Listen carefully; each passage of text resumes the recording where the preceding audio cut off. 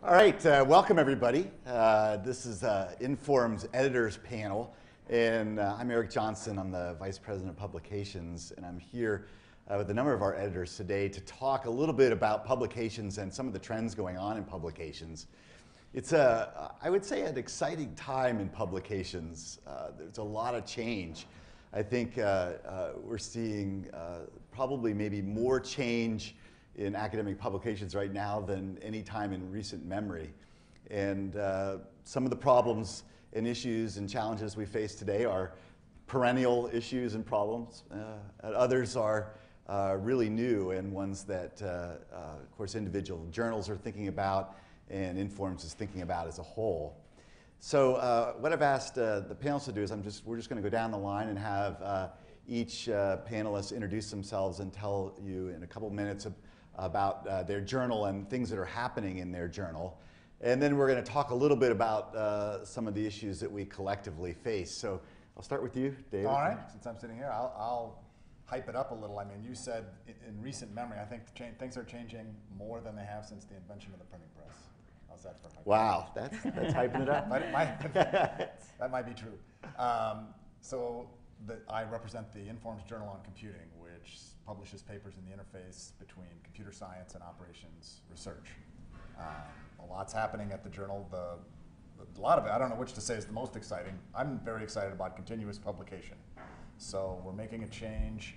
Instead of collecting issues and printing them on paper when they're finally collected, we're collecting issues as the papers are accepted. So as soon as your paper is accepted, it goes into an issue with the page numbers and the volume number, the issue number.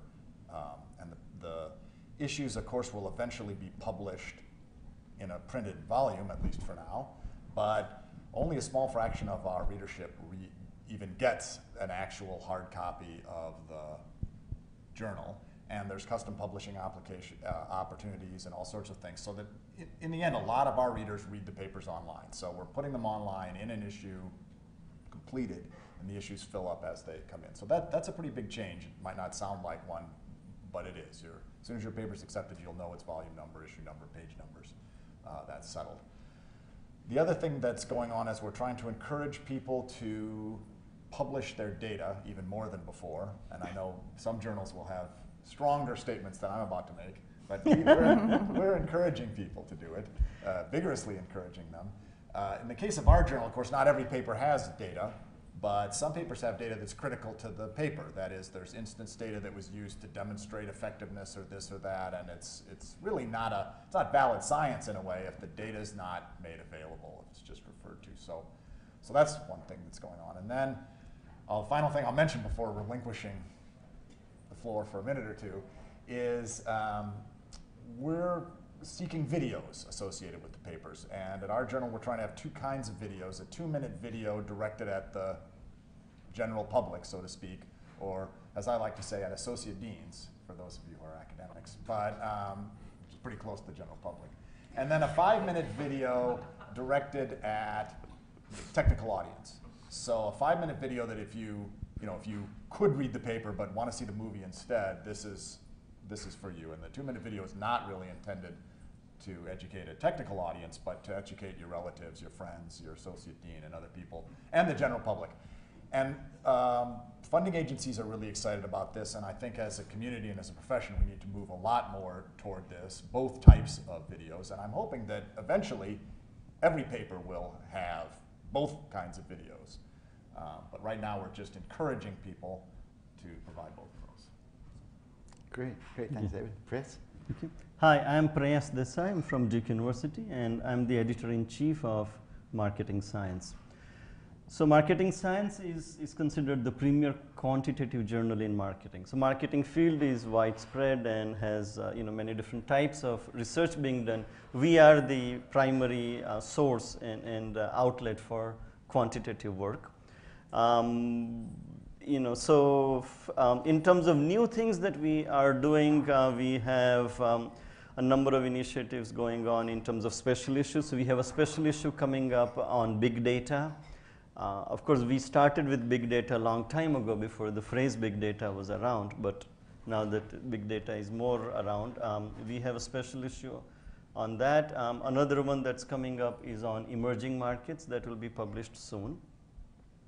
Other initiatives that we have taken, one big one is that we require authors of our papers or authors of our accepted papers to give us their data and the code. Okay, so this is a mandatory requirement unless the authors have signed an NDA with the data supplier. And we will make the data available to the general public for replication purposes. Okay.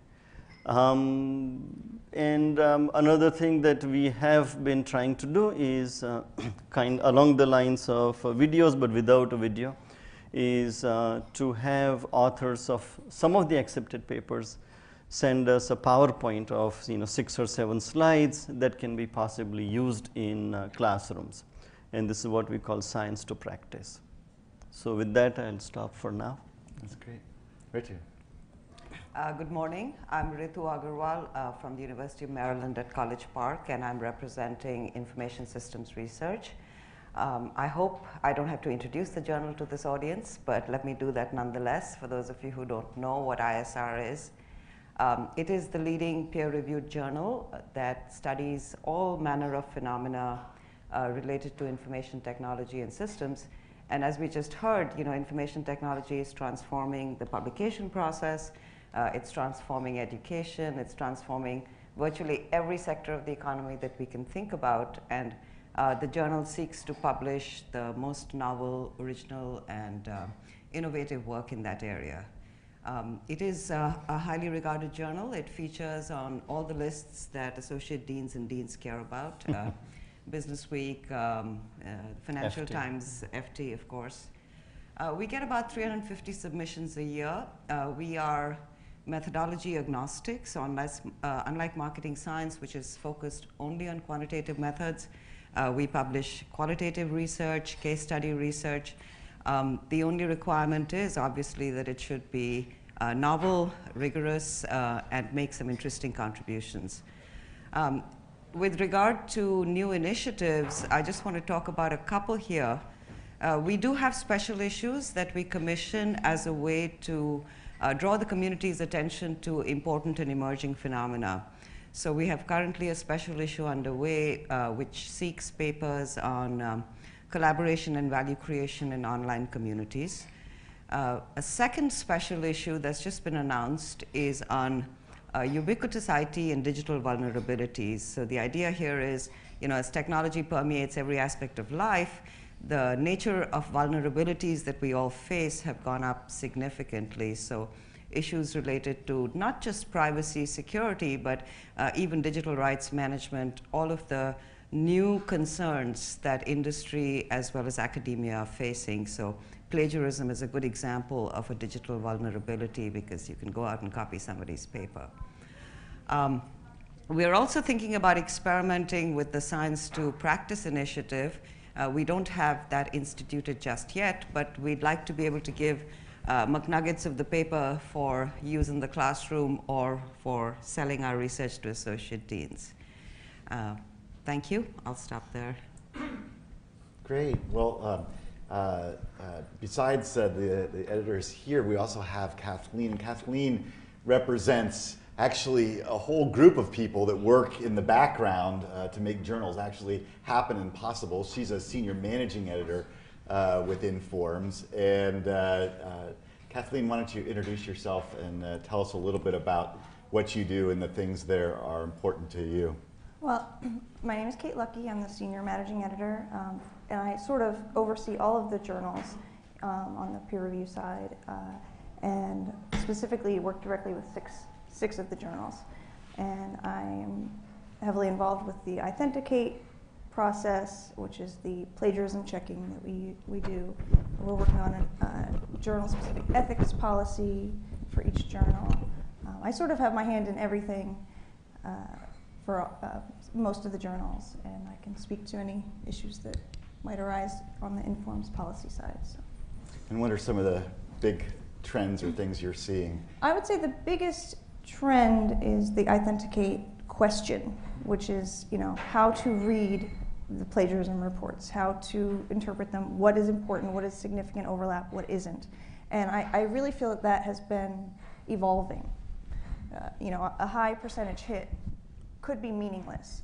So, you know, how to read those reports, who should be interpreting the reports, and in what way, that's one of the biggest issues we're dealing with now. And the journal-specific ethics policy is definitely one. Each journal has its own sort of culture and way of doing things. And so rather than have, I mean, in addition to having an informs ethics policy, an overall plagiarism and copyright policy, having a specific policy for each journal will help authors and editors, everyone sort of know where they stand. So those are some of the biggest things I'm dealing with now. Great. And last we have Zur Shapira, and he is the editor-in-chief of Organization Science. And Zur, we're just introducing a little bit about the journal, what things that are happening in your journal, changes, trends, things you see that are important, 2 or 3 minute introduction of yourself and the journal. I'd start by saying that every paper comes from San Francisco should be accepted immediately. I've been running around with instruction now for 10, 15 minutes to find the Hilton Hotel. And any Marriott, Hyatt, or whatever it was called Hilton. So this is something. Sorry for being late. I've been the chief editor only since January, so we've done a couple of changes. First of all, several senior editors, which are the most important group, left to get position at management science. You know, so that's this is understood. Then Leventhal created our sister journal called Strategy Science. Some editors are going to go there and maybe this, be on the jointly on the 2 journals, which we're looking forward to try to curate some kind of collaboration. One thing that the editor, we meet often in the Academy of Management meeting, which meets in August because most of our memberships is from there. In the meeting we decided something I think is important on special issues. Before last year, I think we would get all kind of proposals for special issues. And the sentiment was that basically special issues are very costly in terms of time of senior editors, reviewers, and so on. And if it takes 2 or 3 years, basically, then they're not going to be novel in any way. So we decided upon embarking, but created just a subcommittee that they're going to create special issues, actually call for special issues that they think are important, and they're going to handle it. So it's not necessarily going to come up from people outside of the journal. That's a major issue. I heard you talk about plagiarism, and so what you said is I think we had some issues with that, and I think that the major problem is to set a very clear policy, perhaps in the mission statement of the journal of how manuscripts get submitted, what overlap we consider plagiarism, because we've had cases where authors have basically followed on earlier articles, and if they, let's say, cut and paste, we don't like that. But if it's a continuation of something that can lead to a better statement about a particular problem, then I think we should allow that. So we're in the process of looking at that. What else? I mean, should I? That's great. That's great. Well, we'll start with cycle time, something authors are always worried about. So we can't have a panel like this without talking about review cycle times. And certainly something that all the journals have been working on and continue to work on. But I thought maybe I'd start with you, Preyas, and have you comment on cycle time and how you think about it in the journal.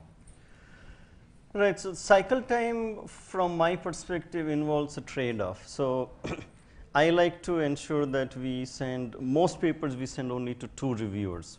Okay. Now we can improve the cycle time by sending the paper to 3 reviewers and then wrapping up the review process as soon as we get 2 out of 3 submitting. Okay. But I feel that's a big tax on the system, tax on the field, tax on the reviewers, tax on the authors. And so I try not to do that, Now the downside of it is that sometimes, life happens, people, we send a paper to a reviewer and they do have, some unfortunate event. But other than that, most of the time, the review cycle works very well because of the constant reminders, automatic reminders that we send. And I think that's really very helpful for us. Yeah, but nothing really more imaginative than a series of reminders. What do you, David? Anything that? I think the only observation that I would make is, there's a high correlation between the editor-in-chief directly pinging someone to get a late review back versus an automatic reminder. So Kate and I have just been discussing that, I propose to take a more hands-on approach, which is again costly, to your point, Prayas, but it may reduce cycle time a little bit. Overall, I think I'm quite comfortable with the cycle time of the journal. There's opportunities for improvement, but we are a small community in IS, and the same reviewers get used a lot. Mm-hmm. Can I? Yeah, sorry. Please. I wanted to add one more thing, from the author's perspective also, that if we have very short review times, okay, then sometimes there is a possibility that the quality of review may suffer. Mm-hmm. And so I think that's another trade-off that we should keep in mind. Okay. Kathleen, from the back office perspective, how do you see the cycle time issue across journals? I think that outliers are a big part of it. In most cases, reviewers are getting their jobs done quickly, editors are getting their jobs done quickly. It's a few papers where it sort of brings down the whole average, and in some cases, the perception. If that author then spreads the word about a bad experience he or she had with one paper, that can sort of, affect the perception incorrectly in a lot of cases. I think that Scholar One does have a lot of opportunities in there for good reminder schedules, and I think each journal is probably doing what it can to use that properly for their reviewers, for their team.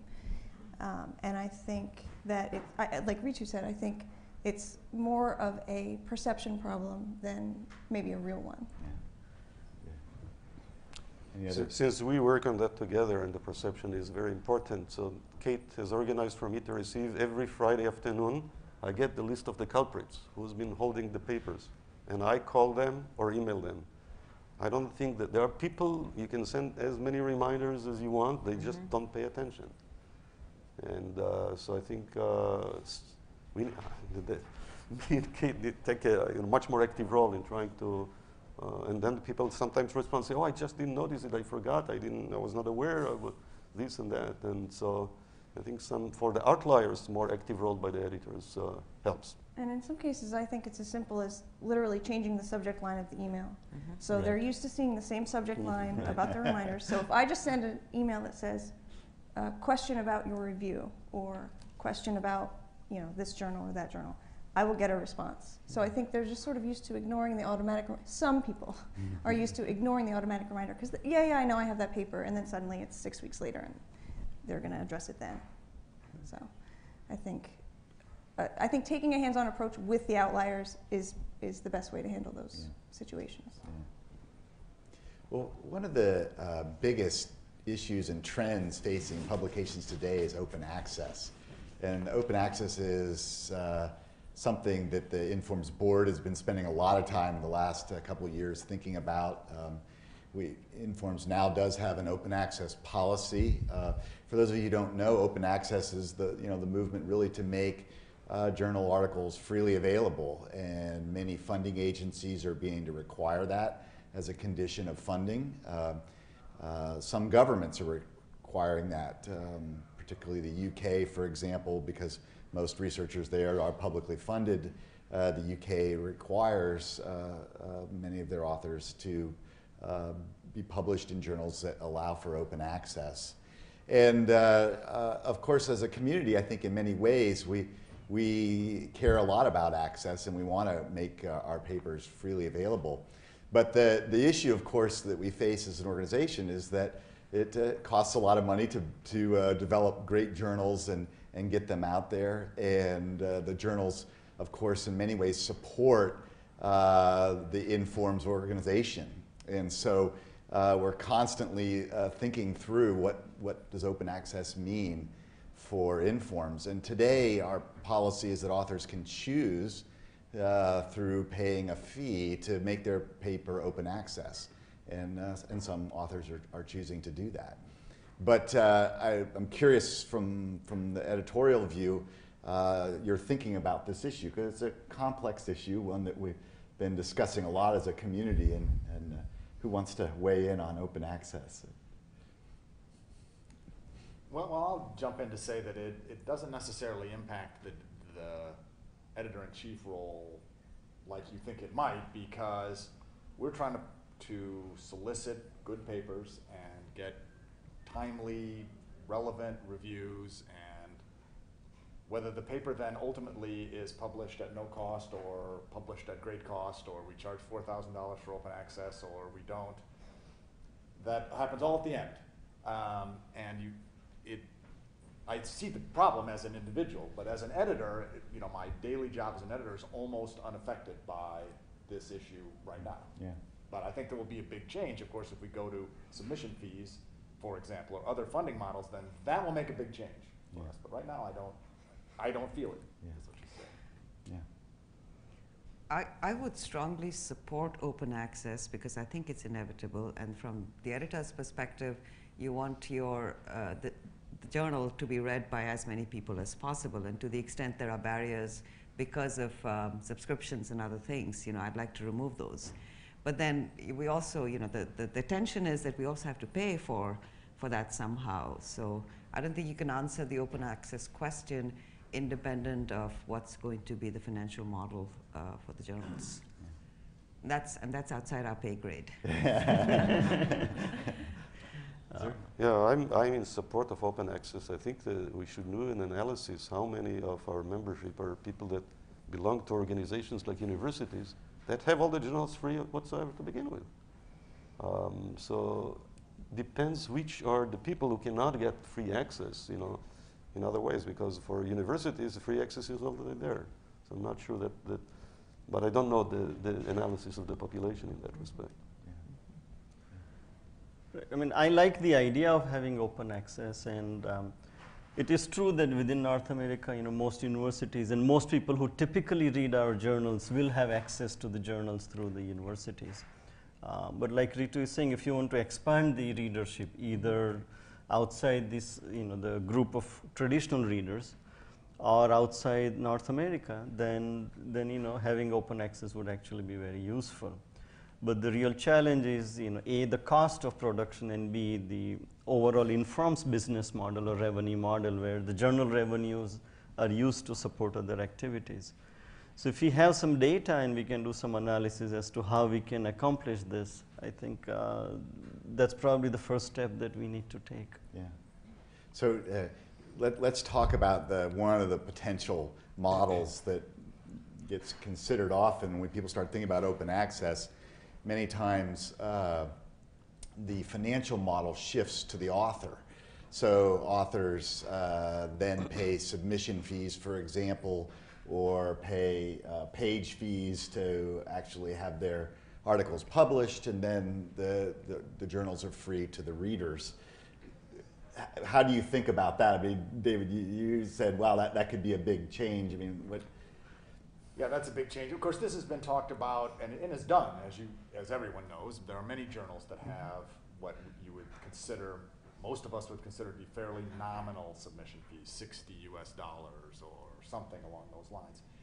And a lot of us have said for a long time that if you could get the data processing just right, it would be a great thing. If you could make it so you pay $80 to submit, but if it's just rejected, you get $60 back. If your review goes for more than 2 months, you get $10 back per month that it goes. So you could say, look, at least we're doing something about how long this review took. All that's independent of how the journals are funded, though. That's more the interaction with the author, and I don't know the data. It seems that we have 360 submissions a year or something like that. So when you do the arithmetic and say, well, what would the fee have to be to cover our costs? It may be a pretty substantial fee. I don't know. Yeah. I mean, another possible model is Informs has number of subdivisions, and some of the subdivisions are connected with specific journals. So for example, ISMS is connected with marketing science, or MSOM has a namesake as a subdivision. And maybe the subdivisions can possibly subsidize some of the open access costs. Yeah. So that's one possibility. Yeah. So, Build it into basically the membership model itself. membership model. Right. Yeah. Right, one of the ideas that has been proposed with regard to submission fees would be that members either get an enormous discount or their submission fees are waived, and that's something that could have two benefits. It could be an added benefit for the members, but it could also be sort of a draw for membership. People who otherwise might not become members might join for that reason. So that's one idea that's been proposed for the submission fee issue. Yeah, and I think with open access, I think, you know, the perception of open access in some ways is your immediate response is, yes, that's a great idea. And then you have to think, okay, peer review costs money, that, you know, just paying for Scholar One costs money, and, you know, the online hosting of the content costs money. And so once you add all that up, it becomes much murkier as to how to do it, you know, whether we should do it, how to do it, and what even the first steps would be. So I think a lot of research is called for, and then. Sir, among the organizational scholars, I'm guessing the submission fee is rare, that's not so common. I think it's non-existent. But since we get 800 manuscripts a year, I would love a submission fee immediately. However, we have to think about it. I think you said $60, but then the Journal of Financial Economics requests $500. Yeah. This is really, I don't understand what that means. But for us, with the competition, since nobody else does it, I would be hesitant to move that way. Because of reduced submissions. Right, Mm-hmm. yeah. Mm-hmm. Yeah. I think there's another positive, negative externality with submission fees, that there are some parts of the world where, you know, even a $50 submission fee is a pretty significant tax for somebody to pay. And some of the journals maintain, you know, use the World Bank's list of developed countries to decide whether to waive the fee or not. So it would have to be done thoughtfully if it was done. Mm-hmm. Yeah. Yeah. What about page fees? How do you think about that one? So these would be accepted papers, you know, you're really paying for the length of your paper in some sense. Longer papers cost more. But that may be a problem, because there's some people who have funds will say, okay, well, I take 100 pages of this issue. What do you do then? Yeah. Yeah, I think to Zur's point, all of this has to be done in the context of what are all the major competitive journals doing. And I think, you know, in finance and economics, it's a norm, but less so in the management sciences, the other management sciences. So. Yeah.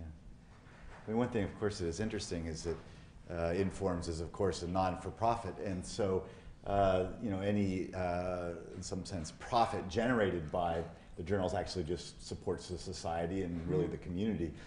Many of the journals we compete with are for-profit, and of course, open access is even in many ways more terrifying to them than to us, and one that is in some sense to our advantage to some degree.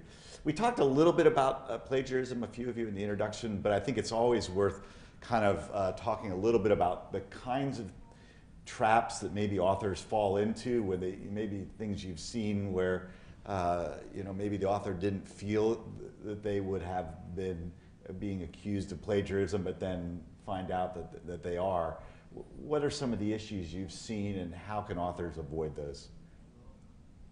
Well, I'll jump in with the obvious one that's happening a lot more than it used to, which is self-plagiarism. Right. And this is particularly common in a lot of the work that we publish, because there are different funded groups. So you may have 5 people working on this multi-institution grant and publishing things about this work, and then 3 of those people are on a different multi-institution grant, and that group needs to publish about the thing too.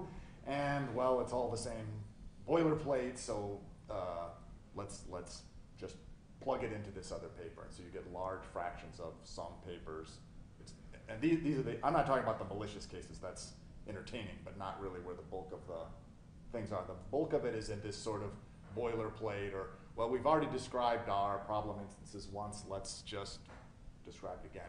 And I think for the authors, there is a desire, of course, to have a paper that's self-contained, so that a reader can say, oh, okay, I read this paper, and I actually could read the paper. I didn't have to go read 2 other papers to read this paper. But I think to clearly articulate and delineate what's the contribution of this particular paper, and I hate to say it, but early and often, I mean, people try to say, well, I cited that other paper, and they did in the literature review, but I think really what's needed to be academically honest is to cite it in the literature review, and then cite it again when you're about to redo some of it, and in the conclusion say, here's where we differed from our earlier work, here's the unique contribution of this paper, because referees are busy and they become upset when they sort of feel like they've been tricked, even if it wasn't the author's intention. So I guess that's my advice, is to really label what's new in this paper and what's being taken from other papers. I agree completely that self-plagiarism is a serious problem and difficult to monitor.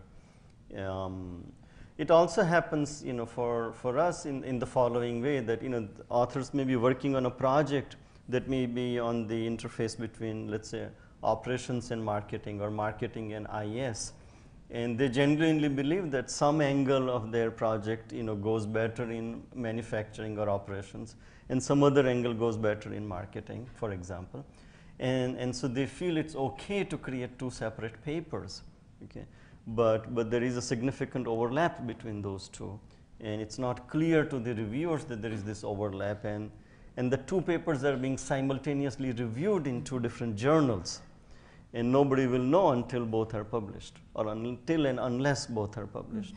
So.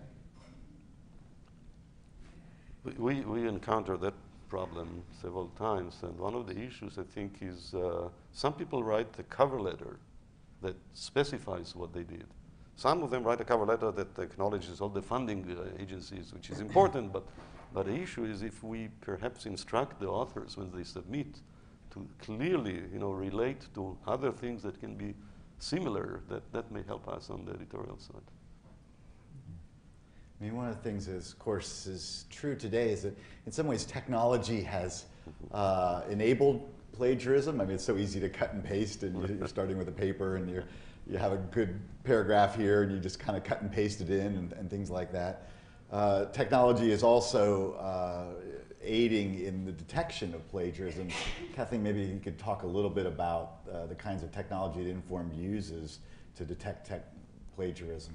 So we use Authenticate, which is a cross-ref product, and it gives us everything. So it checks basically all open websites, most of the content, all of the content of the Web of Science. So it picks up a lot of hits.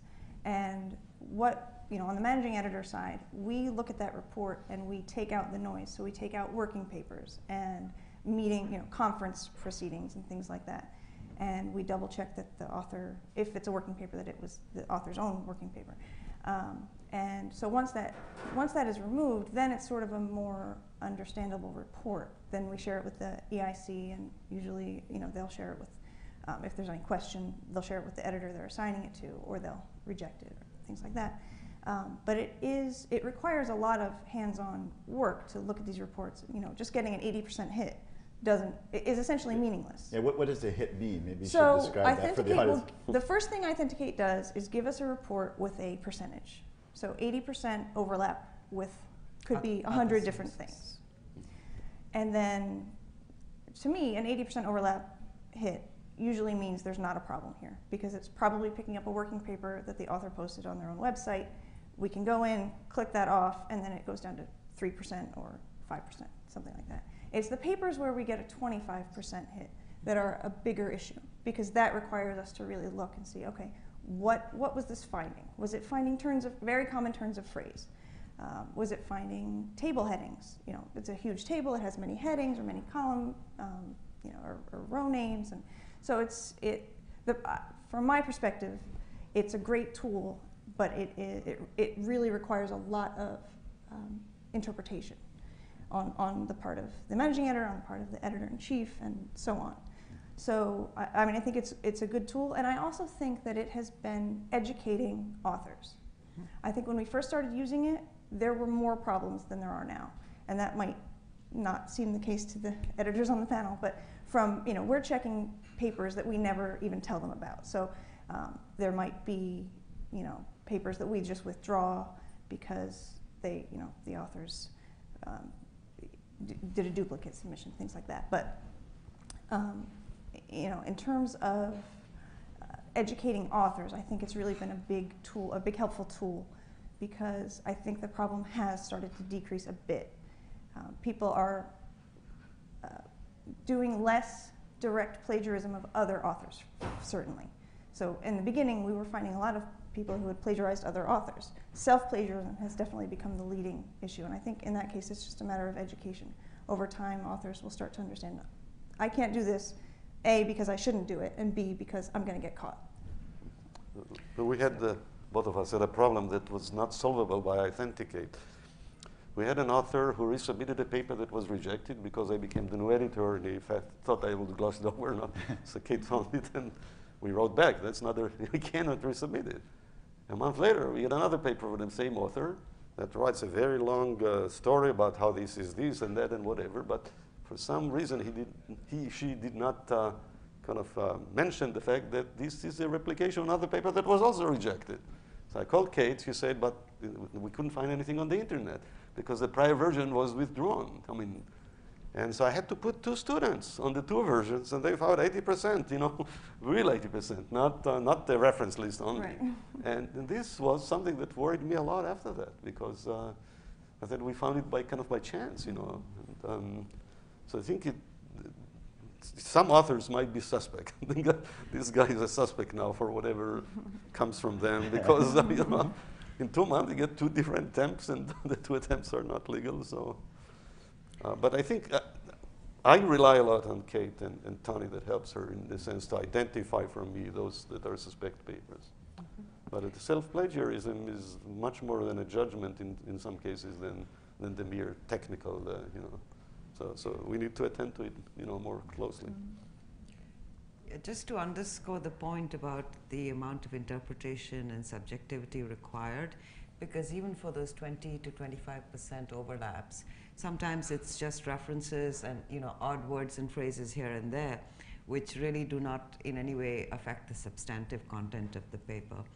But Kate and her team do a fabulous job of doing the pre-screening, so you're right, over time I get fewer and fewer things to look at myself. Well, it's definitely an interesting and challenging issue, and one that Informs, of course, takes very seriously, so that there certainly are cases where authors find themselves being caught in plagiarism and then are banned from our journals for periods of time. So it is a serious issue, and one that Informs worries a lot about. Well, anything that we should have talked about today that I didn't bring up, and then I'm going to turn it over to the audience for some questions, but in thinking about journals and trends and things you're thinking about, anything else that you'd like to share with the audience? I think we have touched on all the hot issues. Yeah. Good. Questions from the audience? Any? Yeah. I'd like to hear from the editors, your journal's perspective. What's your view of literature reviews? Are you actively seeking them? Or do you have a policy against them? Do you discourage authors from submitting them? Are they get large acceptance rates? Just in general, how are they perceived by your report? We don't get a lot of them. Almost every journal wants them. They're popular with the people. They're cited heavily. They're used a lot. I think the trouble is that it's hard to write a good literature review. So an annotated bibliography, probably with the title literature review, takes a lot of time, and then the referees won't like that. If you write a good literature review, that takes a lot of effort. We don't get as many as we would like.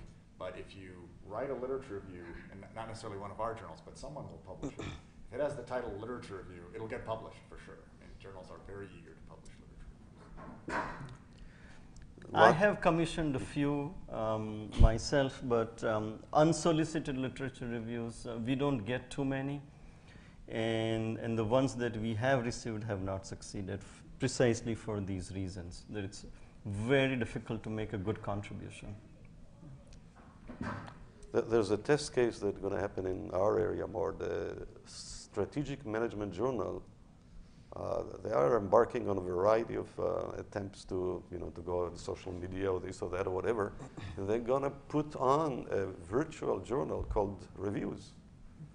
And so basically they'll publish reviews on important topics, apparently, on kind of a regular basis. And I think most of the journals in our area don't do that because the emphasis is more on new developments.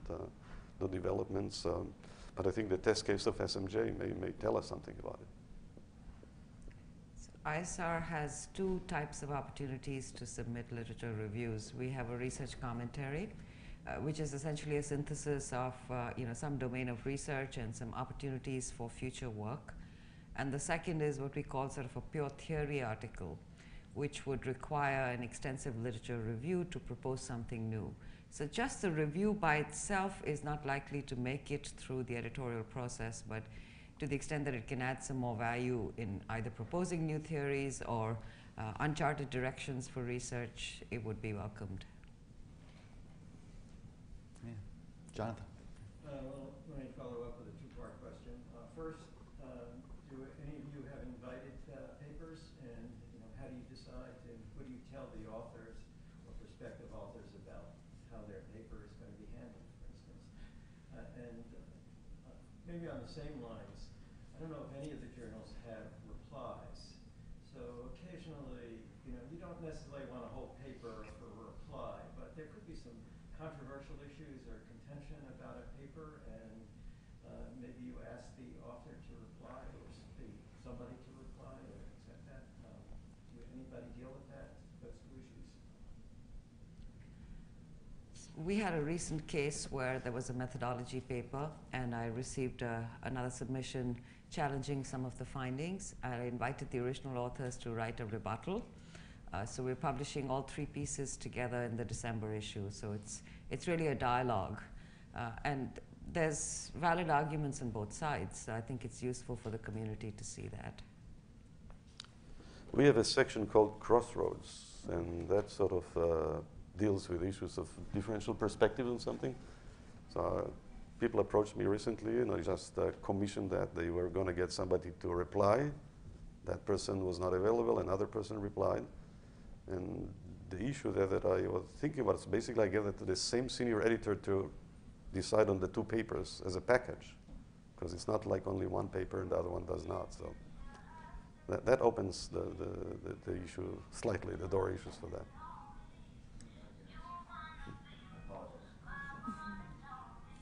Yeah. In the case where you're working on an interdisciplinary project and you sort of have this sort of simultaneous desire to reach two audiences on a slightly different angle and there is overlap, what are your recommendations for like best practices thus on that? Would you recommend sequencing it, wait for one to come out and then build on the other, or what's the best way to handle that? Well, sometimes it's not feasible or it's too costly for the authors to sequence it, because review processes can go on forever sometimes. So it's probably better to give full disclosure in the cover letter and also in the paper itself. And sometimes if you want to, the trick there is that in the paper sometimes if you try to do that, you reveal your identity, right? And so then it may be worthwhile to check with the editor and ask how he or she wants to handle it. But full disclosure is the best way to do it. We didn't mention double blind, by the way, so some European universities give you more points or euros or whatever it is they give out for papers, and of course there are universities that pay for papers, and they pay more for double blind, and of course the Informs Journal have no uniform policy. We're not double blind because it's too easy for the reasons you mentioned to figure out who the author is anyway, but some of the journals are double blind. Mm-hmm. If you're submitting to two non-blind journals, then of course it's not very hard to do what you suggest. Sure, that is right. Cross-reference heavily and say here's what's here, and in the end maybe somebody has to make a decision. If they both get accepted, then you can remove material from one or the other and cite across. But if they're both double blind, then you've got a real problem.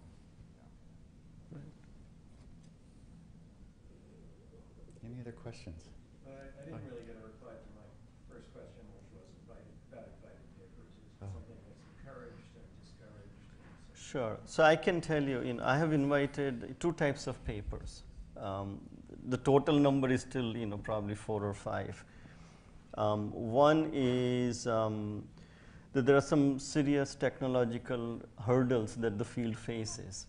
Okay, and to address those, I've invited some of the top people to write a paper that kind of gets into the details of how those technical issues can be handled. Okay, so for example, instruments, IVs being one of those, and recently we published a paper by Peter Rossi, which gets into IVs in the specific context of marketing and how it can be helpful or not, and what are the precautions or caveats that go with it. The other is something about the journal itself. So for example, we did a keyword history of marketing science. In marketing science, authors have the freedom to choose the keywords that they have for the papers. And so of all the papers that we have published, we did a historical trend analysis of those. Those kind of papers fall into the second group. Okay. In terms of replies to published papers, we don't have any. If somebody believes that a paper has made a mistake, they are welcome to submit a paper, and we will review it, in the usual way. I mean, a good review or a good invited paper would generally be by a well-known person, and perhaps it would be cited quite frequently. I guess that would be part of the goal, because the whole impact factor depends on citations. Right. So right. It's just one of the reasons why. Right. Something that's being considered. Right. So we address that in a circuitous way somewhat. For each one of the special issues, the guest editors typically write a hefty editorial, which is almost like an invited article, and those tend to get cited a lot because they provide a big picture perspective on whatever the special issue is about. Great. Well, certainly Informs journals are growing. We're launching our 14th journal this year, Strategy Science, and we see submissions rising really across the organization. But it's a very, very important part of our community, very important that we continue to grow and nurture our journals. And of course, we are excited and always looking for new submissions. So please send your papers to Informs. Thanks so much. Okay. Thank you.